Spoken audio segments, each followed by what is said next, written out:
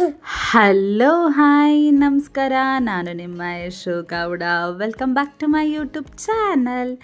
ಎಲ್ಲರೂ ಹೇಗಿದ್ದೀರಾ? ಚೆನ್ನಾಗಿದ್ದೀರಾ ಅಂತ ಭಾವಿಸ್ತೀನಿ. ಇವತ್ತು ನಾನು ನಿಮಗೊಂದು ಒಳ್ಳೆ ಡೆಲಿಷಿಯಸ್ ನಾನ್ ವೆಜ್ ಫುಡ್ನ ಹೇಳ್ಕೊಡ್ತಿದ್ದೀನಿ. ಅದೇನು ಅಂದರೆ ತಲೆ ಮಾಂಸದ ಸಾಂಬಾರು. ನಿಜವಾಗ್ಲೂ ಸಕ್ಕತ್ತಾಗಿರುತ್ತೆ ಗಾಯ್ಸ್. ಅದನ್ನು ಮಾಡಿಕೊಂಡು ಮಿಸ್ ಮಾಡದೆ ನೀವು ತಿನ್ನಬೇಕು.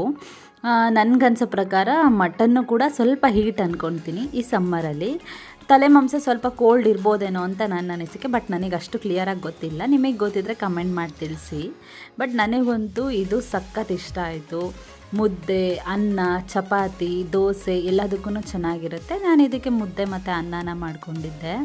ತುಂಬ ಚೆನ್ನಾಗಿತ್ತು ಗೈಸ್, ಟ್ರಸ್ಟ್ ಮೀ, ತುಂಬ ಚೆನ್ನಾಗಿತ್ತು. ಅನ್ನದ ಜೊತೆ ಕಲಿಸ್ಕೊಂಡು ತಿಂತಾಯಿದ್ರೆ ಒಳ್ಳೆ ಬೆಣ್ಣೆ ಥರ ಫೀಲ್ ಕೊಡ್ತಿತ್ತು ನನಗೆ. ಬಾಯಿಗಿಟ್ಟಿದ ತಕ್ಷಣ ಇವಾಗಲೂ ಕೂಡ ನನಗೆ ವಿಡಿಯೋ ನೋಡ್ತಿದ್ರೆ ಅದೇ ನೆನಪು ಬರುತ್ತೆ, ಅಷ್ಟು ಚೆನ್ನಾಗಿತ್ತು.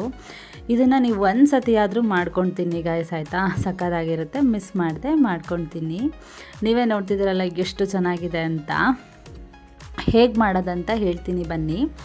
ಇಲ್ಲಿ ನಾನು ಒಂದು ತಲೆಯಲ್ಲಿ 1.5 kg ಮಾಂಸ ಅಷ್ಟು ಬಂದಿತ್ತಂತೆ. ಸೊ ಅದಾದಮೇಲೆ ಇವಾಗ ನಾನು ಕುಕ್ಕರಿಗೆ ಒಂದು ಸ್ವಲ್ಪ ಎಣ್ಣೆ, ಆಮೇಲೆ ಈರುಳ್ಳಿನ ಹಾಕ್ಕೊಂಡು ಚೆನ್ನಾಗಿ ಫ್ರೈ ಮಾಡಿಕೊಂಡೆ. ಅದಾದಮೇಲೆ ಸ್ವಲ್ಪ ಶುಂಠಿ ಬೆಳ್ಳುಳ್ಳಿ ಪೇಸ್ಟ್ನ ಹಾಕ್ಕೊಂಡು ಚೆನ್ನಾಗಿ ಫ್ರೈ ಮಾಡ್ಕೊಳ್ಳಿ. ಇದನ್ನು ಫಸ್ಟು ತಲೆ ಮಾಂಸ ಫ್ರೈ ಮಾಡ್ಕೊಳ್ಳೋಕೆ ನಾನು ಹೇಳ್ತಿದ್ದೀನಿ. ಆಮೇಲೆ ತಲೆ ಮಾಂಸನ ಹಾಕ್ಕೊಂಡ್ಬಿಟ್ಟು ಚೆನ್ನಾಗಿ ಫ್ರೈ ಮಾಡ್ಕೋಬೇಕು ಫಸ್ಟು.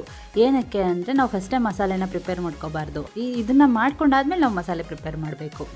ತಲೆ ಮಾಂಸ ಎಲ್ಲ ಹಾಕ್ಕೊಂಡು ರುಚಿಗೆ ತಕ್ಕಷ್ಟು ಉಪ್ಪು, ಒಂದು ಸ್ವಲ್ಪ ಅರಿಶಿನ ಪುಡಿ, ಆಮೇಲೆ ಒಂದು ಸ್ವಲ್ಪ ಕೊತ್ತಂಬರಿ, ಒಂದು ಸ್ವಲ್ಪ ಪುದೀನ, ಒಂದು ಸ್ವಲ್ಪ ಚಿಲ್ಲಿ ಪೌಡರ್, ಇಷ್ಟನ್ನು ಕೂಡ ಹಾಕ್ಕೊಂಡು ಚೆನ್ನಾಗಿ ಮಿಕ್ಸ್ ಮಾಡಿಕೊಂಡು ಅದು ಸ್ವಲ್ಪ ನೀರು ಬಿಡುತ್ತೆ. ಇದನ್ನು ಕೂಡ ಎಲ್ಲ ಚಿಕನ್ ಮಟನ್ ಥರ ಸ್ವಲ್ಪ ನೀರು ಬಿಟ್ಕೊಳ್ಳುತ್ತೆ.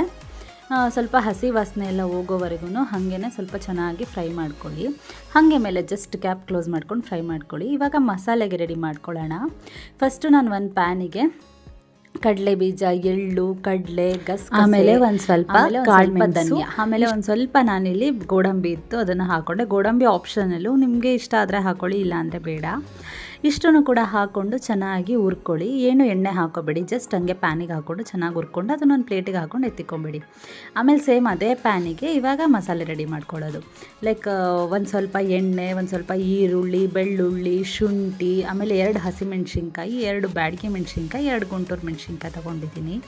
ಅದಾದಮೇಲೆ ನಾನಿಲ್ಲಿ ಒಂದೇ ಟೊಮೆಟೊ ತೊಗೊಂಡಿದ್ದೀನಿ, ಒಂದು ದಪ್ಪ ಟೊಮೆಟೊ ತೊಗೊಂಡು ಚೆನ್ನಾಗಿ ಅದನ್ನು ಕೂಡ ಕಟ್ ಮಾಡ್ಕೊಂಡು ಹಾಕ್ಕೊಂಡು ಒಂದು ಸ್ವಲ್ಪ ಪುದೀನ, ಕೊತ್ತಂಬರಿ ಸೊಪ್ಪು, ಮೆಂತ್ಯ ಸೊಪ್ಪು ಇತ್ತು ಅಂತ ಹಾಕ್ಕೊತಿದ್ದೀನಿ. ನೀವು ಇದ್ದರೆ ಹಾಕ್ಕೊಳ್ಳಿ, ಇಲ್ಲ ಅಂದರೆ ಬೇಡ.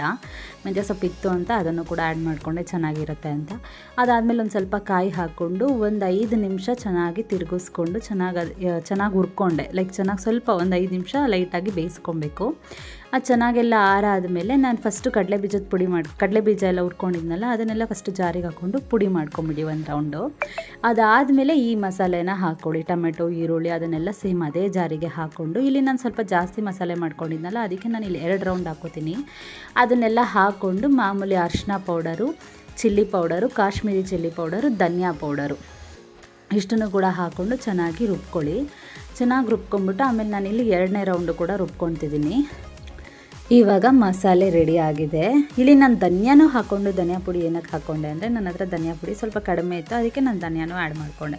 ನಿಮ್ಮ ಹತ್ರ ಧನಿಯಾ ಪುಡಿ ಜಾಸ್ತಿ ಇತ್ತು ಅಂದಾಗ ಧನಿಯಾ ಮಾಡ್ಕೊಳ್ಳೋ ಅವಶ್ಯಕತೆ ಇಲ್ಲ. ನನ್ನ ಹತ್ರ ಧನಿಯಾ ಪುಡಿ ಸ್ವಲ್ಪ ಕಡಿಮೆ ಇತ್ತು. ಈ ಸಾಂಬಾರಿಗೆಲ್ಲ ಧನಿಯಾ ಪುಡಿ ಸ್ವಲ್ಪ ಜಾಸ್ತಿ ಹಾಕಿದ್ರೇ ಚೆನ್ನಾಗಿ ಕಾಣೋದು, ಅದಕ್ಕೋಸ್ಕರ. ಅದಾದಮೇಲೆ ನೋಡಿ ಮಸಾಲೆ ಎಲ್ಲ ರುಬ್ಕೊಂಡು ಚೆನ್ನಾಗಿ ತಲೆ ಮಾಂಸ ಹಸಿ ವಾಸನೆ ಎಲ್ಲ ಹೋದ್ಮೇಲೆ ಆ ಮಸಾಲೆನೆಲ್ಲ ಹಾಕ್ಕೊಂಡು ನೀರು ಎಷ್ಟು ಬೇಕೋ ಅಷ್ಟನ್ನು ಹಾಕ್ಕೊಂಡು ಉಪ್ಪು ಸಪ್ಪೆ ಎಲ್ಲ ನೋಡಿಕೊಂಡೆ.